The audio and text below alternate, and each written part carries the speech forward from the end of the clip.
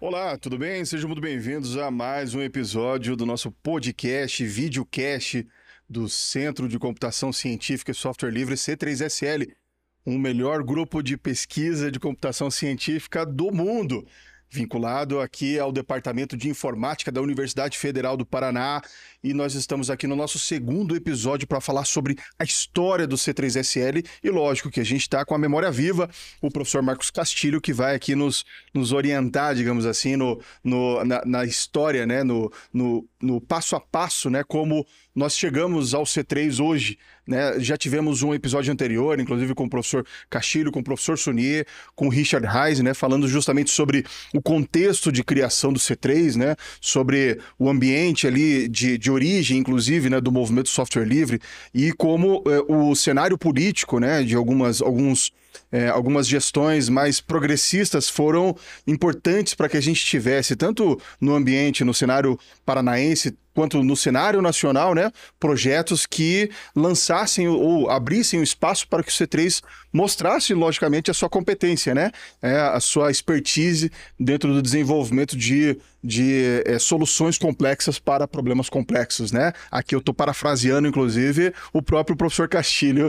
né, quando vai trabalhar um pouco da definição. Professor, para quem de repente não voltou, né, no episódio anterior, quiser continuar daqui, então a gente faz aquela mesma apresentação inicial. Professor, se o senhor puder se apresentar, que eu acho que é muito importante. Quando a gente se apresenta, a gente destaca aquilo que a gente considera que é muito importante da nossa biografia. Então, por favor, uma apresentação e, inicialmente, seja muito bem-vindo a esse episódio, né? Eu que agradeço aí o convite, é sempre um prazer aqui contar história, né? Bem, eu sou Marcos Castilho, sou professor titular do Departamento de Informática, sou membro fundador do C3SL e tenho atuado aí nesses projetos, nós estamos completando 22 anos já, né? E estamos aí para bater papo e contar a história antiga. Maravilha, mais de 2 décadas, né? Para quem é mais antigo vai lembrar do AFIF 22 aí, nessa brincadeira. Juntos chegaremos lá. Juntos chegaremos lá. Professor, no episódio anterior que nós falamos sobre a história, né? E quem quiser já convido, pode por favor acessar lá, é só dar um retornar aí na lista de vídeos, né, do nosso canal e você vai encontrar o outro episódio. A gente falou justamente sobre os primeiros projetos, como que surgiu, né? Qual que foi o anterior, inclusive, né, ao C3, né? Quais foram as ideias. E a gente acabou avançando e passamos um pouco, inclusive, da conta, deixando alguns projetos para retornar aqui nesse nosso episódio, né? Um deles é o xadrez. Eu gostaria que o professor daí trouxesse um pouco mais sobre o contexto dali, né?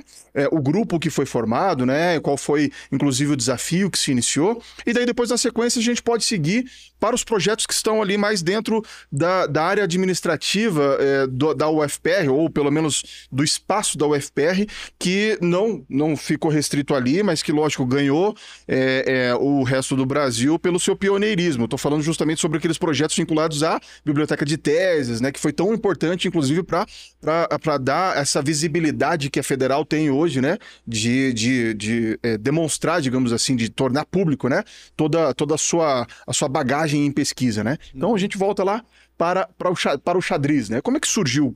Como é que foi essa ideia, né, de usar, né, ele como um instrumento, né, de aprendizagem em matemática?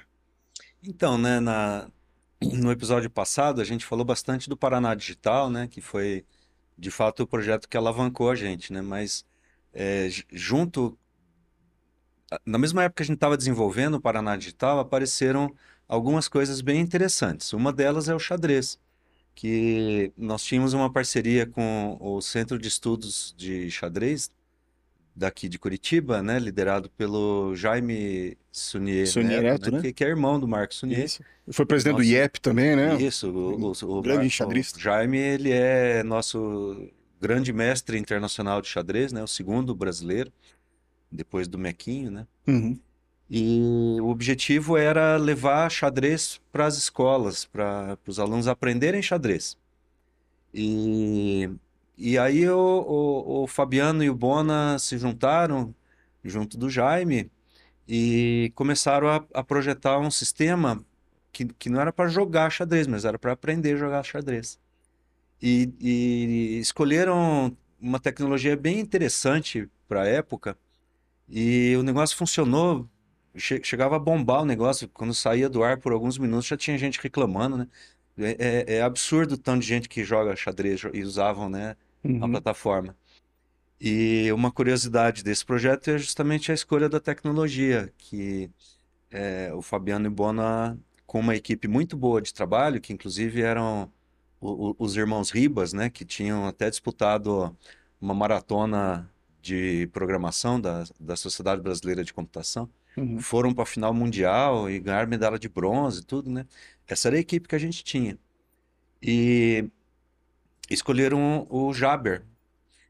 E anos depois, o Facebook adotou também, né? Inclusive, os nossos ex-bolsistas foram trabalhar lá na sede, na Califórnia, porque dominavam a tecnologia, né? Uhum. Mas foi um projeto bem legal, assim, de ir nas escolas. E eu lembro de um evento que teve no litoral, num ginásio, que um monte de criança jogando xadrez, tudo quietinho, assim, né? Prestando atenção. Uhum.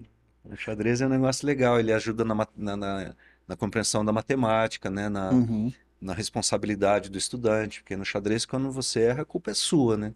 Tem, tem mais ninguém, não. Então você Maravilha. desenvolve algumas coisas interessantes, assim, né? E é um projeto que ele ainda tá. A gente está tentando resgatar, porque assim, as equipes vêm e vão, né? Uhum. E o xadrez ele ficou no ar muitos anos sem nenhum suporte, ele ficou andando sozinho, assim. Sozinho. Até que chegou uma hora que não deu mais, né? Daí a gente encerrou e hoje sempre tem gente tentando resgatar, Uhum. mas ainda não deu certo. Mas ainda é um projeto É um dentro do projeto que a gente tem C3. bastante carinho. E muito orgulho, né? Aham. Principalmente pelas pessoas que passam ali, né? Que eu acho que é importante, né? Ele foi financiado pelo FNDE, Uhum. né? E foi bem legal. Uma equipe do Fabiano Bona e os irmãos Ribas lá. Uhum. Essa relação do C3 com a área da educação, ela é fantástica, né? Sim, Os primeiros projetos na área da educação, o próprio C3, lógico, né? É um centro não apenas de produção de soluções, né? De pensar em soluções, mas também é um espaço de aprendizagem, né? Ele é um laboratório também, é uma sala de aula, né? ele sempre teve essa característica multi-interdisciplinar.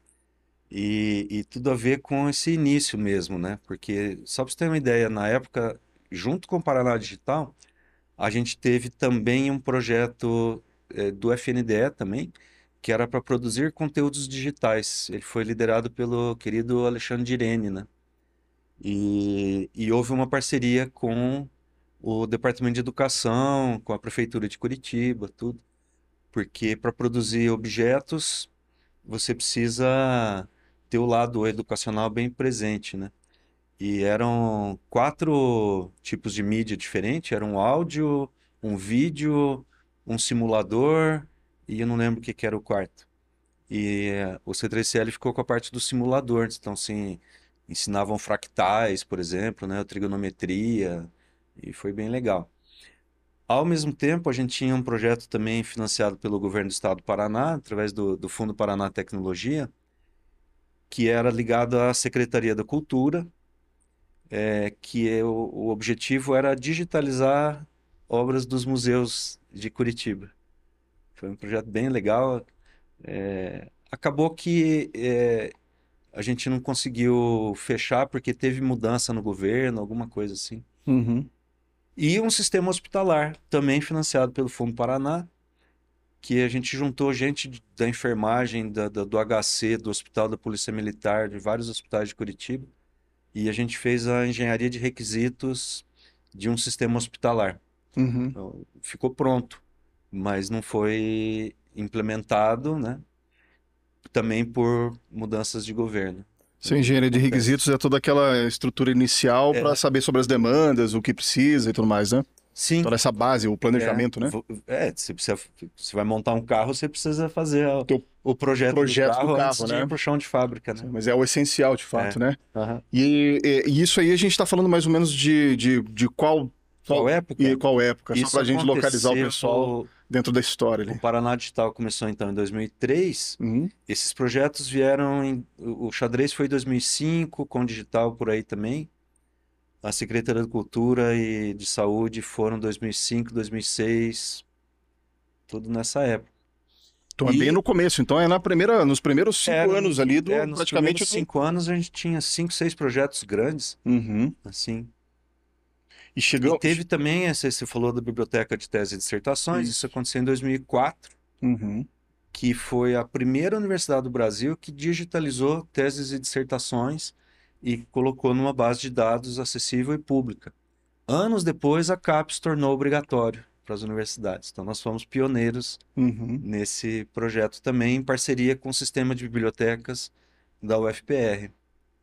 E aí a gente já estava com a equipe mais ou menos em que volume, que tamanho, assim, de bolsistas, né? Nós escalamos. O Paraná Digital começou com 8 bolsistas, depois foi para 12, depois foi para 20. Quando vieram esses outros projetos, a gente chegou em mais de 30 Uhum. bolsistas, entre graduação, mestrado. Naquele tempo não tinha doutorado no departamento ainda. Uhum. Além dos professores, né? Dos Sim, pesquisadores dos que foram. professores que éramos três, né? Era eu, Sunei e o Alexandre.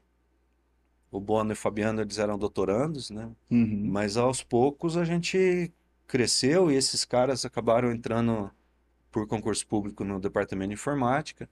Hoje o C3 tem 16 pesquisadores vinculados, né?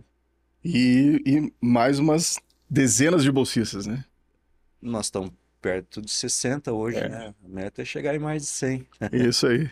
Que venham muito mais projetos, né? É, com certeza. E saindo ali mais ou menos então de 2005, 2006, a gente parte para qual cenário mais ou menos do C3 ali? Quais projetos que começam a surgir? Então, no final do governo Requião, Uhum. teve aquela mudança de governo, o Pessutti assumiu Isso. e esses projetos foram Descontinuados. descontinuados. O que demorou um pouquinho mais a acabar foi o Paraná Digital, porque ele estava em fase de implantação, Uhum. né? E no ano 2008, 2009, a gente estava fazendo a transferência de tecnologia para a Celepar. E foi um negócio bem bacana, porque nós bolamos uma residência. Então, uma equipe da Celepar vinha trabalhar no C13CL. Eles Uhum. eram 4 pessoas, né, funcionários da Celepar, e ficavam lá junto com os nossos bolsistas aprendendo tudo. Uhum. E no final de 2, 3 meses, eles levaram o projeto para a Celepar. Que, inclusive, a servidora central ficava no C13CL, né? Ah, é. A gente controlava as escolas. Assim, controlar no sentido de Acompanhar, né? Fazer o. acompanhar, fazer o monitoramento, né? Até eu não lembrei no episódio passado, começou com o PRD Estatística, que era aquele painel de indicadores, se a escola estava ligada ou não. A gente sabia quantas pessoas tinham usado cada computador, anonimizado, né? Vinha assim, tantos alunos entraram no sistema hoje. Uhum. E, enfim, daí veio o sistema de diagnóstico instantâneo e tal, enfim. Para responder a pergunta, no final de 2008, acabou o Paraná Digital, porque ele foi para a Celepar, né? Acabou da Uhum. nossa parte.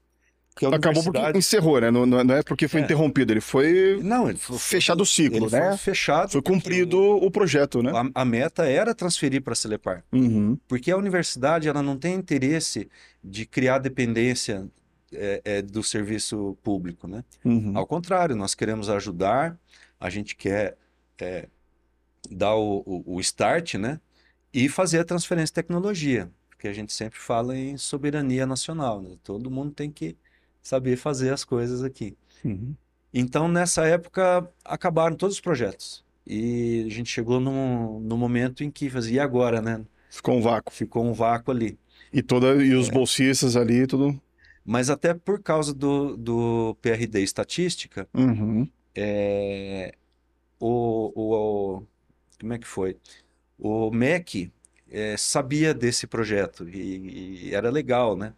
Fazer. E na época a CGU estava cobrando do MEC que estava distribuindo computadores pelo projeto Proinfo no Brasil inteiro. Uhum. No final desse projeto Proinfo foram distribuídos mais de 1,5 milhão computadores para todas as escolas do Brasil. e a cobrança era para saber se as escolas estavam usando ou não as máquinas. Então, o MEC, através da RNP, que é a Rede Nacional de Pesquisa, me contactou para fazer o equivalente do que seria o PRD Estatística para as escolas brasileiras, mas num contexto muito mais desafiador, porque no Paraná Digital a gente era superusuário das máquinas, então a gente Uhum. coletava as informações naturalmente. Agora, no modelo do ProInfo, isso não era verdade, porque cada escola tinha seu próprio administrador. Então, a gente teve que bolar alternativas para estimular as pessoas a instalarem o que a gente chamou de um agente de software de coleta de dados. Um E, infiltrado lá. não, ele era voluntário, Ah, né? não, sim, sim, sim. Aham. Então, o Ministério fez o trabalho político de Uhum. ir nas secretarias, nos Conscientizar e tudo núcleos mais. de ensino no Brasil inteiro. Eu sei que a gente começou a coletar dados do Brasil inteiro, numa equipe um pouco reduzida, a gente estava umas 10 pessoas no máximo. O projeto não era de um grande montante financeiro, assim, se não me falha a memória, era 480 mil em 2009. Naquele momento era o É, único projeto era o que único estava projeto ativo. nosso. O resto Aham. tá, é um momento difícil ali. Uhum. Mas o negócio bombou, assim, funcionou e é, eles tinham um problema também que tinha eles usavam uma distribuição de Linux desenvolvida pelo Ministério, Uhum. mas que sim, não tinha eles não tinham tempo de refinar aquele sistema, aquela versão do Linux. Não é definitivamente falta de competência dos técnicos, era falta Uhum. de tempo mesmo, né? Porque o Ministério você tem Claro. serviço o dia Muitas inteiro, né? demandas, né? E daí vieram com a gente para fazer o Linux educacional. Aí daí nós voltamos a ter 60 bolsistas e ao mesmo tempo o Ministério das Comunicações tinha também uma distribuição Linux que eles usavam nos telecentros. Tinha muita moda de telecentro na época, não sei se vocês lembram, né? Uhum. E nós fizemos uma customização do Linux educacional que chamou Linux Comunicações. E também foi instalado em tudo quanto é telecentro no Brasil todo, é, com monitoramento. Uhum. Então, assim, o PRD Estatística acabou gerando uma expertise que a gente tem até hoje, que é de monitoramento e acompanhamento com o objetivo de facilitar ou de melhorar tomadas de decisões por gestores públicos, né? Quando um gestor toma uma decisão, é muito melhor se ele tem informações, né? Que o Sunir chama de administração baseada em evidências, né? Uhum. Quando você tem uma evidência, fica mais fácil agir. Então, esse sempre foi o objetivo desses sistemas de monitoramento nosso. E daí acabou que o Sunir até contou no episódio passado, né? Da necessidade do nosso apoio também no projeto Cidades Digitais, né, patrocinado pela Secretaria de Inclusão Digital do Ministério das Comunicações, onde estava a Lígia Pupato na época, Uhum. que o objetivo era colocar um anel de fibra ótica em municípios de menos 50 mil habitantes. E a gente participou do primeiro piloto, que eram 10 ou 12 municípios pequenos, e o mais próximo de Curitiba aqui era em Quatro Barras. Uhum. Então, não sei como é que está hoje, mas a gente atuou nisso também, né? Em tomar decisões se a fibra ótica ia ser aérea ou se ia ser enterrada, né? Uhum. Qual é o custo de uma solução, o custo da outra. A gente trabalhou bastante junto da equipe do Ministério das Comunicações nesse projeto também. E aí o C3 definitivamente estava consolidado, né? Uhum. Com atuações em várias áreas, né? Banco de dados, inteligência artificial, parceria com educação, parceria com Secretaria de Cultura, parceria com Secretaria de Saúde, parceria com alguns ministérios, né? Desses projetos a gente tem alguns legados ali, alguns que ainda continuam, né? Por exemplo, o Linux Educacional é um que ainda tem atualizações, não Não, necessariamente pelo C3, eu acho que talvez ele tenha não, na plataforma algumas novas atualizações ou não, não? ele não. Da nossa parte, ele foi completamente descontinuado porque Aham, o MEC não quis mais, sei. né? Quando teve o golpe, e assume o novo governo, Uhum. eles acabaram enterrando definitivamente e optando por soluções proprietárias. Houve uma mudança de paradigma no governo federal. Uhum. E Então, até 2015, mais ou menos, ainda estava ainda estava funcionando. com o Até C3, né? E o hoje tem. C3 atualizando, participando, ou já tinha... Enquanto a fe- gente tinha Ah, financiamento e capacidade de pagar bolsistas, a gente manteve. A uhum. hora que secou a fonte, não teve muito o que fazer, né? Uhum. Mas até hoje eu recebo e-mail de gente pedindo a versão mais nova do Linux Educacional. Ele ficou bonitinho. Ah, tinha uma bolsista nossa que era do design, Aham. que é a Juliana Bueno, hoje professora da UFPR, Departamento de Design. Fez mestrado, doutorado lá no DINF, embora tivesse graduação em design, né? Eu Uhum. mesmo tenho graduação em Em matemática e matemática, né? fiz mestrado, doutorado em computação. Apesar de E, computação, na e sua as coisas essência, é eram muito matemática, né? legais, assim. Então, o Paraná Digital tinha motivos, todos os desenhos eram uma gralha azul, filhote, né? Uhum. E quando foi para o Linux Educacional, tinha toda essa parte de design adaptada para a escola. Quando foi para as comunicações, adaptou-se para motivos ligados a telecentros, né? Uhum. Então, assim, A gente teve, então, designer, programadores. Qual que é o desafio de pensar, por exemplo, na adaptação de um sistema operacional que ele vai estar em interface com usuários que não são necessariamente conhecedores aprofundados de um sistema tão complexo, por exemplo, como é o Linux? Qual que foi pois um é. desafio, assim, sabe? O desafio é que naquela época era muito chato você manter um Linux. Tinha que ter, de fato, conhecimento de computação.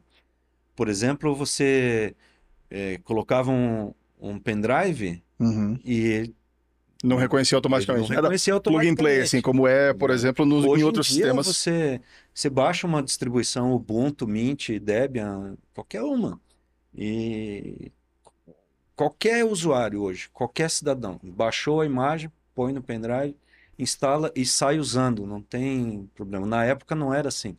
Então nós desenvolvemos muita coisa para tornar o uso facilitado e não só o uso, mas a administração desse computador.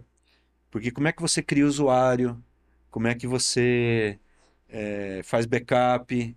Né? Então, tudo nós a gente fez com que a coisa funcionasse bem. Depois, alguns anos depois, já falei essa expressão várias vezes, hoje. Uhum. Alguns anos depois, Depois. saiu o Ubuntu, entendeu? Então, nós precedemos o Ubuntu em soluções. Então é assim, é muito gratificante ver isso, né? Uhum. Porque foi para as escolas, as crianças usaram, né? A gente tinha estatísticas que comprovavam o uso e tudo. Então, foi bem legal. Evidências, né? Isso que é Uhum. importante, né? De saber do resultado, inclusive, né? E daí, assim, a gente passou ali dos projetos ali da descontinuação do Linux, chegamos ao momento do golpe.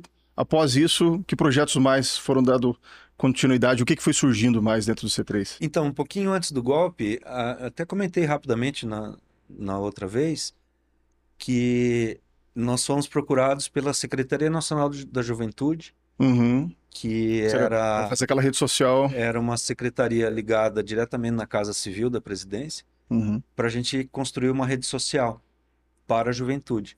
E a gente tá lá, belo e folgado, fazendo, né? Assim. E quando deu aquele movimento do passe livre e tudo, e daí falei, As vocês têm que jornadas. instalar, né? Isso eu já contei, né? Uhum. E, Vamos. aí a gente botou no ar para funcionar. Uhum. E foi quando, é, na época, inclusive a gente envolveu o pessoal dessas militâncias ligadas à juventude, né? Foi bem legal essa interação. Chegamos em São Paulo, na Casa Fora do Eixo, acho que chama. Uhum. É, Casa Fora do Eixo, né?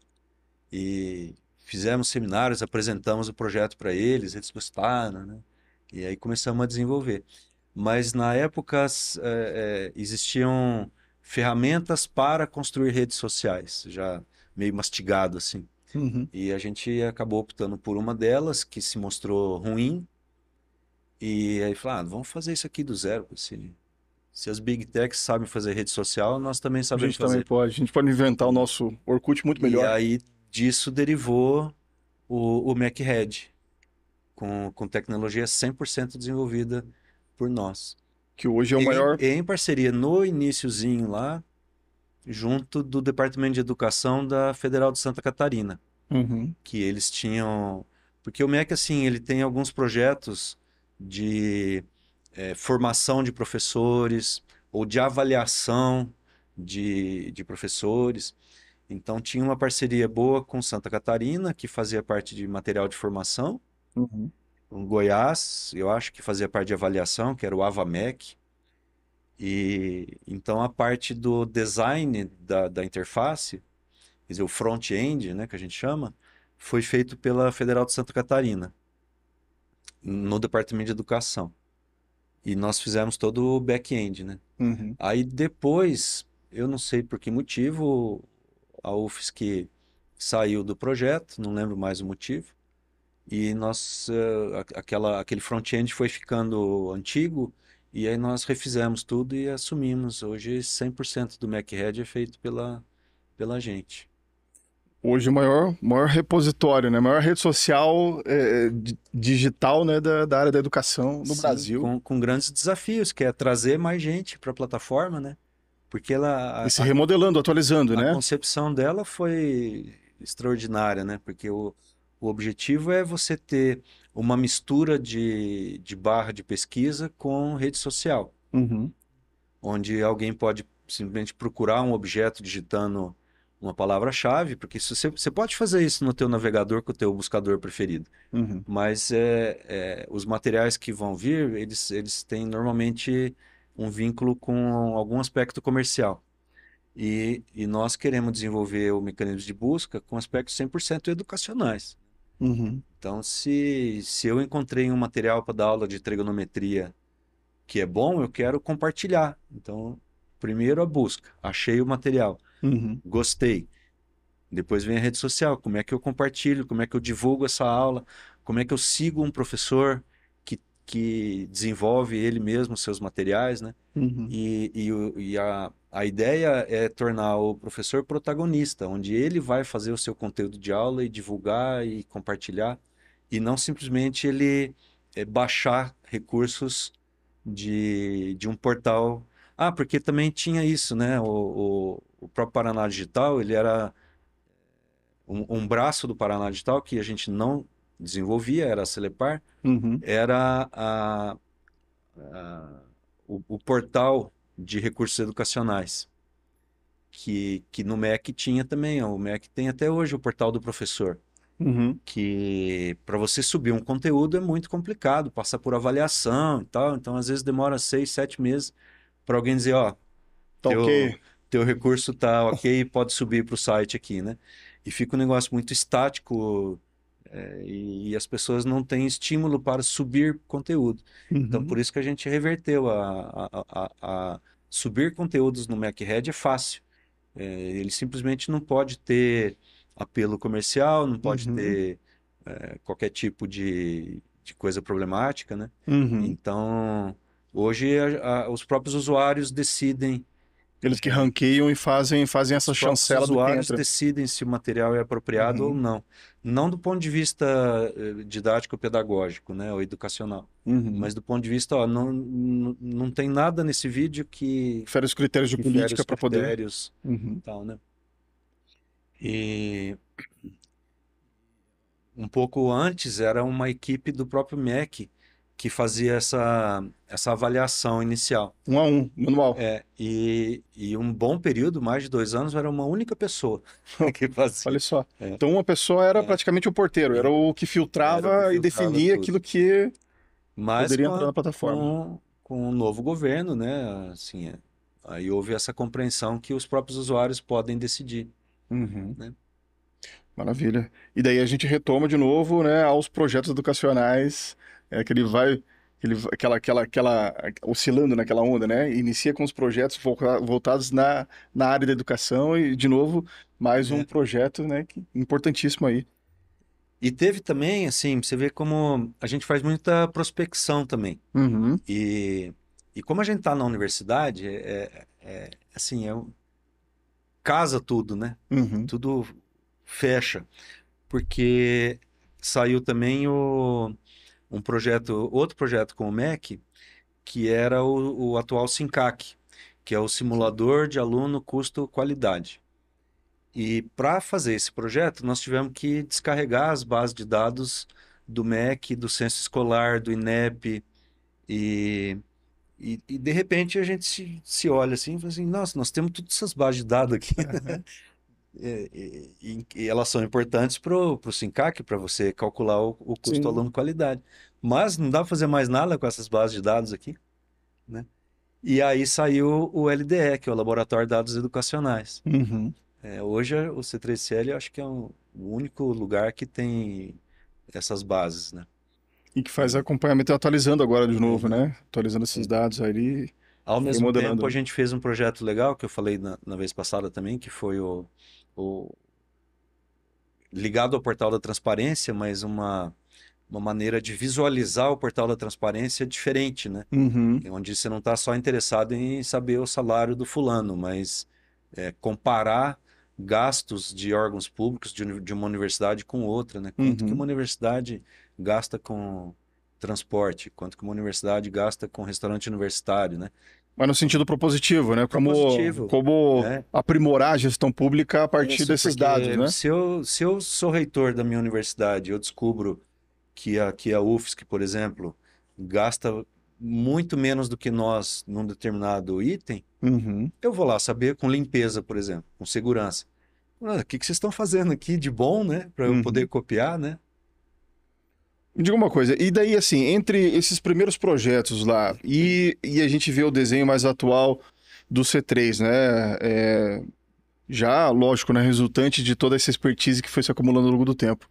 O que que a gente tem de diferente ali entre um momento e outro, ou como era antes, né? Esse processo de prospecção, esse processo de conseguir um edital, todo esse trabalho burocrático e político, às vezes, que era tão necessário, e como que está hoje esse mesmo cenário para poder conseguir novos editais, conseguir novos desafios, né? Uhum. É uma pergunta interessante. Bem, no início era nós mesmos que fazíamos tudo, né? Eu, Sunê, principalmente, de ir em Brasília, bater em porta, né? O Fabiano Bona bastante também, conversar e descobrir, mas chega uma hora que a gente estava com muitos projetos importantes e ao mesmo tempo que você está executando um projeto, o outro projeto você está em fase de relatório final, o outro projeto você está prospectando. Assim, eles não param para que o outro É. possa, né? É Então tudo a gente sentiu concatenado. falta de um apoio administrativo. Foi nesse momento que veio o Edemir e a gente criou uma secretaria de apoio administrativo dentro do C3, Uhum. na época com bolsistas da administração, da economia, e, e hoje nós temos uma equipe bem boa de apoio. Uhum. Então, assim, é muito fácil, não é que é fácil, né? Mas eu posso me concentrar na execução de um projeto. Uhum. E eu sei que toda a parte de compras, etc., a gente define, ó, tenho interesse de adquirir tais bens ou tais móveis ou pagar tais bolsas, e a burocracia flui naturalmente. Uhum. Isso foi mais ou menos em que ano? Foi mais ou menos na mesma época do projeto Telecentro, então ainda era primeiro ou segundo governo Dilma, Uhum. quando a Lígia Pupato estava no ministério. Foi nessa época que veio o Edemir. A gente já tinha mais de 10 anos já, então o Aham, C3 já tava, já. já tinha mais de décadas já, É. então. E hoje a gente tem uma equipe de prospecção boa, né? Assim, e as pessoas procuram a gente também, né? Então, ah, 3 meses atrás veio essa nova concessionária do pedágio ali Isso. conversar com a gente, né? Uhum. Então, depois eles sumiram. Mas vieram, Mas vieram vieram, né? procurar a gente e tal, e eles têm problemas bem interessantes do ponto de vista da computação para resolver. Uhum. Tipo, diminuir filas, né? Nas praças de cobrança, aumentar a segurança das rodovias e tal, né? Tem bons desafios lá. Legal. E então sempre tem gente batendo na porta, né? Uhum. E pedindo auxílio e ideias, né? Porque o C3 ficou conhecido como um grupo que termina seus projetos, termina Uhum. todos eles, presta contas, passamos por auditoria de TCU, de CGU e nunca teve um A, nem uma vírgula. Ao Uhum. contrário, nós ganhamos um prêmio de melhor site de transparência do governo federal, dado pela própria CGU para nós, foi o projeto SIM-MC. Uhum.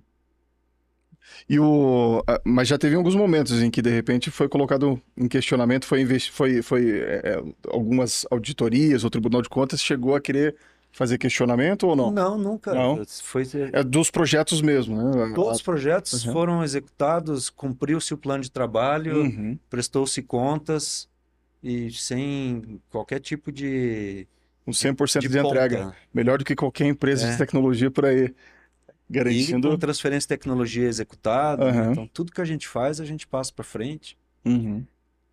E agora, por exemplo, mais recentemente, nós terminamos 2 projetos de do maior programa de entrega de livro didático do planeta Terra, que é o PNLD, que é o Plano Nacional do Livro Didático, né? Uhum. Projeto Nacional do Livro Didático. Junto com os Correios, né? Junto com os Correios, o Ministério da Educação entrega livro em Ah, pra... todas as escolas públicas brasileiras, inclusive algumas no meio da Amazônia, tem que De dar barco, 2 dias de avião. barco para É. chegar lá. E nós acabamos também os nossos projetos, né? Como todos eles têm grandes desafios, Uhum. sempre dá dois artigos científicos, né? Então, esse do PNLD foi a parte de logística, foi publicado numa das principais revistas de pesquisa operacional que tem, que é inclusive a revista internacional, foi o artigo lá, porque o PNLD é imenso, é muito grande. Uhum. Não tem nenhum país no mundo que entrega livro igual aqui, porque e com os fatores de dificuldade, porque não é uma única editora e um único título para física. Uhum. Então, cada diretor de escola fala assim, ó, eu Define, né? quero esse título aqui. O outro diretor fala, eu quero esse outro título aqui. Uhum. Para a mesma disciplina, no mesmo período, só que em locais diferentes. Então, são muitas editoras e distribuídas no Brasil inteiro. E como é que você E tem a organiza dimensão, né? isso? Tem que prever também o espaço, né? Porque, afinal de contas, os Correios precisam dessa previsibilidade, né? Sim, e funciona. E funciona. É. Mas a outra parte foi de levantamento de indicadores, né? Uhum. E também, porque assim, tem muita coisa que funciona em órgão público porque o gestor tem uma equipe que sabe fazer aquilo. Mas as coisas não necessariamente estão formalizadas em papel, em documentos que explicam como que a coisa funciona. Então isso é muito problemático, porque se dessas pessoas, por exemplo, aposenta, Sim. A né? gestão do conhecimento é interrompida, Ou, né? ou troca de emprego, ou troca de ministério, o conhecimento, de uma hora para outra, ele pode desaparecer. E isso poderia causar dificuldades na manutenção de um ou outro projeto, né? Então, no PNLD, nós fizemos um levantamento de tudo, que é a engenharia de requisitos, né, que a gente fala, que Uhum. também foi publicado em um congresso internacional e depois numa revista científica internacional também. Uhum. Quer dizer, Bom, como é que faz? Por que que o livro tem que ter tal dimensão, uhum. né? Por que que os pallets tem que ser assim? Por que que tem que ser assado? Então, tudo a gente botou no papel e está Justo. disponível. E o professor falou sobre esse aspecto do gestor, né? Sobre essa centralidade de algumas informações e tudo mais. A gente sabe que alguns projetos também, eles iniciam com uma proposta, como todo projeto de pesquisa, inclusive, né? Iniciam com um problema que às vezes ele vai se moldando. Como é que foi ao longo da história do C3?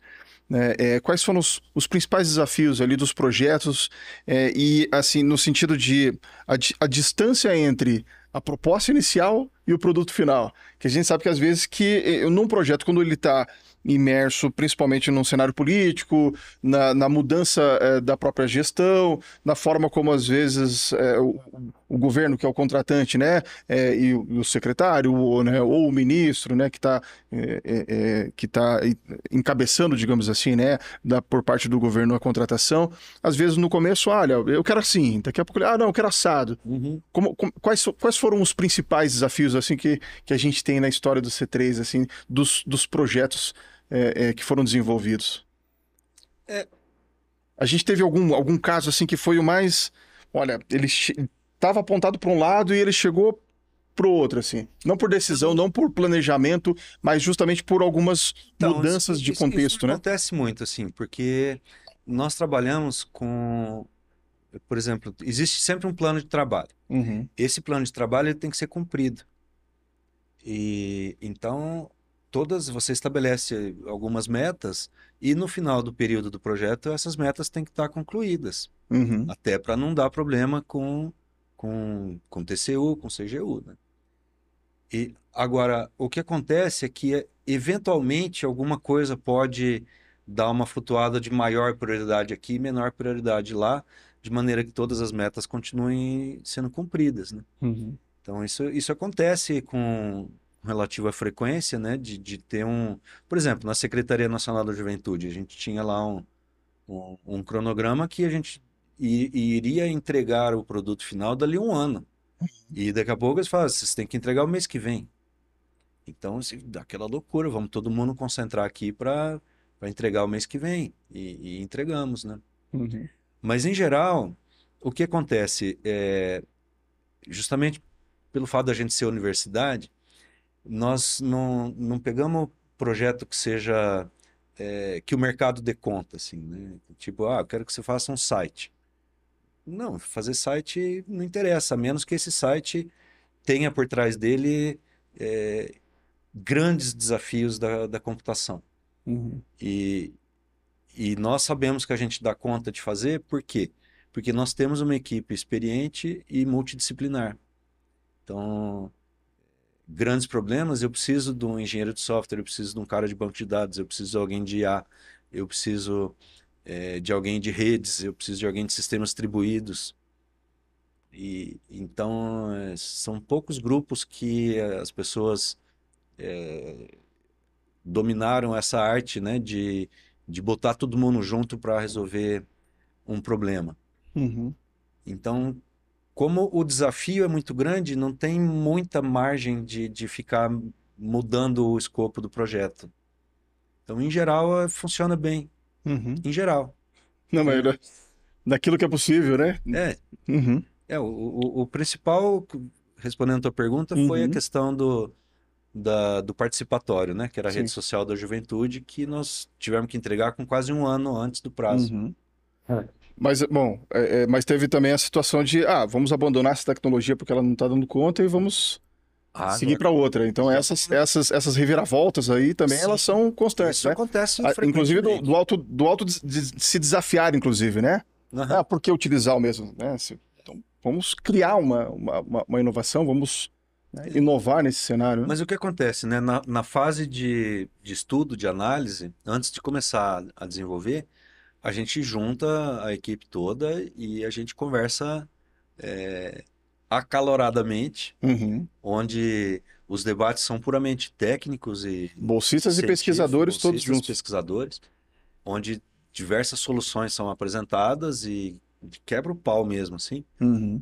E depois sai todo mundo feliz porque a gente escolheu a melhor opção e aí vai todo mundo comemorar, né? Desculpa, eu bati aqui.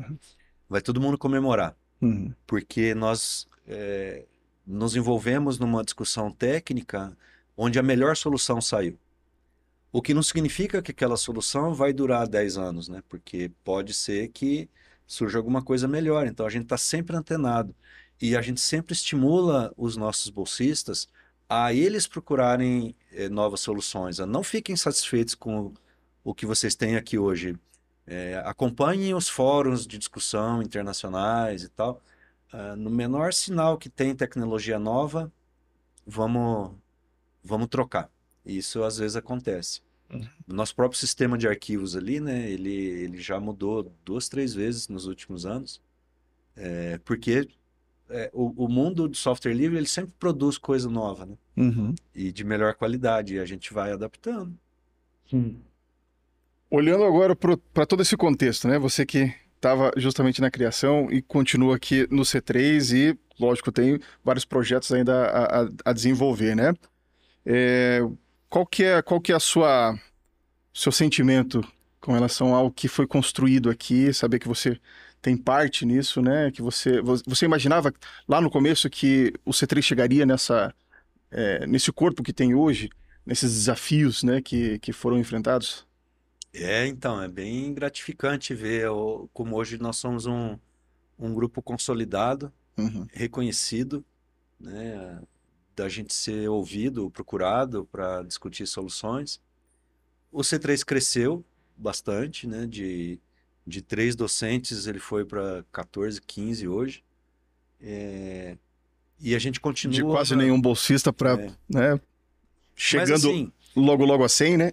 uma das coisas que é legal ali é porque todo mundo fala que eu sou coordenador do C3CL. Não, não existe isso, porque não sei se vocês conhecem o Diretório de Grupos de Pesquisa do CNPq. Sim.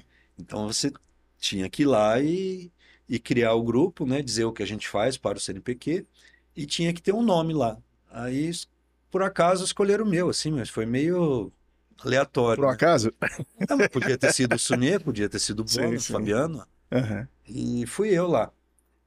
Mas não existe no C3CL alguém que seja um chefe, assim, vamos dizer, né? Alguém que Uhum. bate o martelo. É tudo conversado, é meio anárquico, assim. E as coisas funcionam. Então todo mundo tem autonomia lá para prospectar. Uhum. Hoje todo mundo envolvido ou tá no projeto, mas está prospectando. Todo mundo faz mais de uma coisa lá. E além do C3, todos nós temos nossos grupos de pesquisa mais tradicionais, né? Onde o foco é pesquisa mais refinada, mais estreita, assim, né? Num determinado tema específico da computação. E então existe muita interatividade e muito respeito também. Então, enquanto a gente conseguir manter esse espírito, né, de compartilhamento, eu acho que o C3 só tende a crescer cada vez mais, assim. Interessante como o C3 ele foi ganhando um corpo, então, de funcionamento que ele vai se tornando meio que autônomo de alguma forma, né? Ele vai se mantendo a partir de cada um dos pesquisadores, né? Sim. Reproduzindo, né, essa mesma profissionalização, digamos assim, de captação, de gestão dos projetos, né, de encontrar os editais, né, de É, reunir, né, os grupos, né, ele foi se organizando, inclusive não somente em grupos dos projetos, mas criando algumas estruturas, como por exemplo o Roots, né, que tá ou de banco de dados, né, que acaba sendo pontos de apoio de vários trabalhos que são executados dentro do C3, né? sim, porque você tem a necessidade de ter as máquinas funcionando para poder rodar os diversos sistemas em cima. Uhum, Então você tem que ter uma equipe de administradores. Antes era eu, Fabiano e Bona, que botava a mão na massa o dia inteiro, né? uhum. E o Carlos Carvalho também, né? Mas hoje não, hoje é uma equipe independente, competente. Porque assim, a gente. Como é que a gente trabalha? Você estava te explicando ali fora, né? Uhum. Você pega uma pessoa, um estudante que entra no segundo, terceiro período, ele é muito cru em computação ainda. Mas ele entra num grupo que tem pessoas que já têm 1 ano, que também tem 2 anos, que também tem 3, 4, 5 anos de C3CL.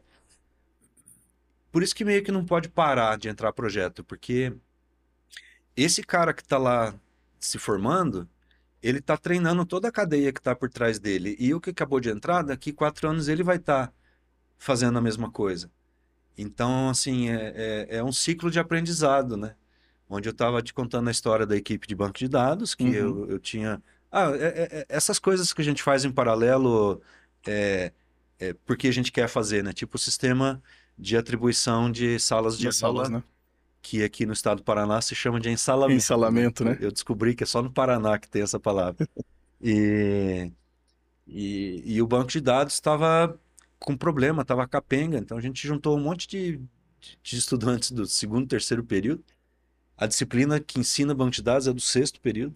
Ó, Então eles começaram a aprender, colaram lá no Eduardo Almeida, que hoje é um dos grandes pesquisadores no mundo em banco de dados. O Eduardo está publicando nas revistas top de linha, assim. Uhum. E foi construído esse grupo. Então, por que eu vou ter um cara de banco de dados aqui num projeto e o outro cara de banco de dados lá no outro projeto e eles não se conversam, né? Então, a gente reestruturou, criamos uma equipe de banco de dados que atua e palpita em todos os projetos que dependem de banco de dados, ou seja, praticamente todos, né? Uhum.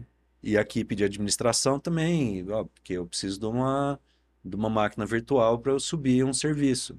Esse grupo, e como é que eu faço o backup, né? Então tem toda uma estrutura. Hoje nós temos lá um mestrando com uma equipe de 6 pessoas e um deles é calouro, inclusive.